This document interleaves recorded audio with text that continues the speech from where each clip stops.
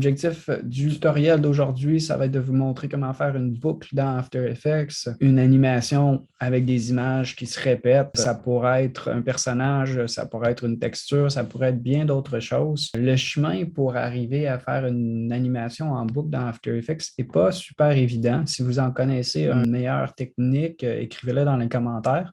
Mais pour moi, c'est celle-ci que j'utilise, donc je vais vous montrer ça. Ça, c'est mon exemple de petit chien là, dessiné à la main qui se promène. C'est une animation style un peu croquis avec plusieurs différents personnages. Vous pouvez faire évidemment quelque chose dans un autre style totalement. Puis l'important, c'est juste de retenir la technique.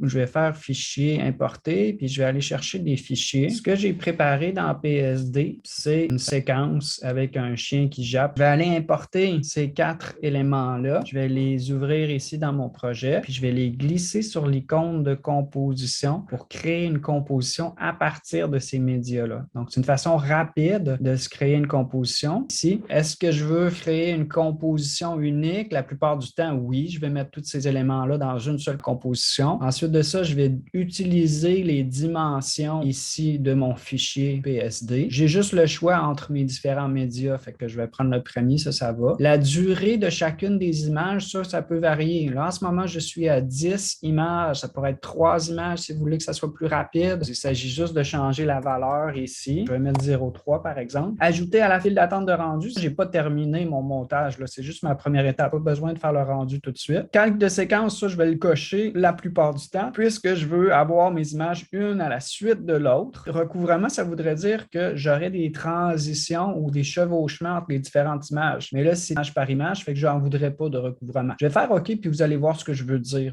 J'ai 1, 2, 3, 4 mes images. C'est sûr que là, sans arrière-plan, ça fait un peu bizarre. C'est la transparence que j'ai voulu laisser là, dans mon illustration pour avoir un fond d'une différente couleur. Mon animation boucle en ce moment, c'est pas à cause du métrage, mais c'est plutôt à cause de la fenêtre de prévisualisation là, qui va automatiquement répéter l'animation quand ça va à la fin. Donc ça ici, c'est ma précomposition. Je vais l'intégrer dans une composition finale. Fait que je vais aller me créer maintenant une nouvelle composition. Celle-ci, je vais l'appeler, mettons, rendu final ou version finale. Donc là, j'ai ma composition finale. J'ai mon personnage chien. Ça, c'est la composition des 4 images, une à la suite de l'autre. Je vais intégrer cette composition-là à l'intérieur de ma composition finale. J'ai mon chien ici qui jappe. Je vais juste lui rajouter un fond rapidement, là.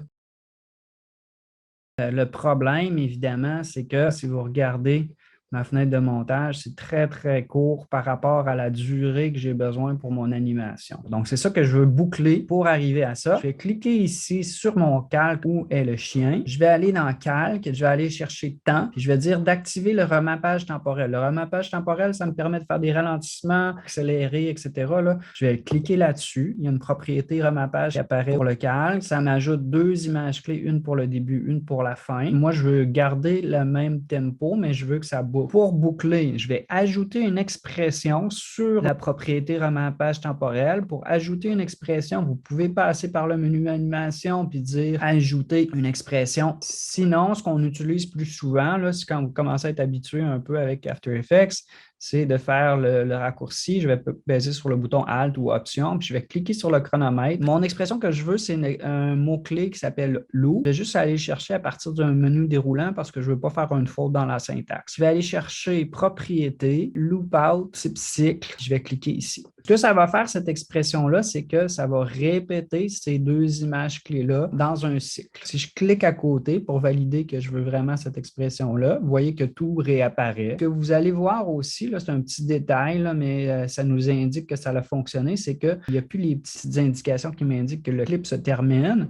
Puis quand je flotte à l'extrémité de ce calque-là, je vais pouvoir cliquer, puis tirer, puis l'envoyer jusqu'à la fin de ma composition, aussi long que je veux. Puis ça va juste boucler mon animation comme ça.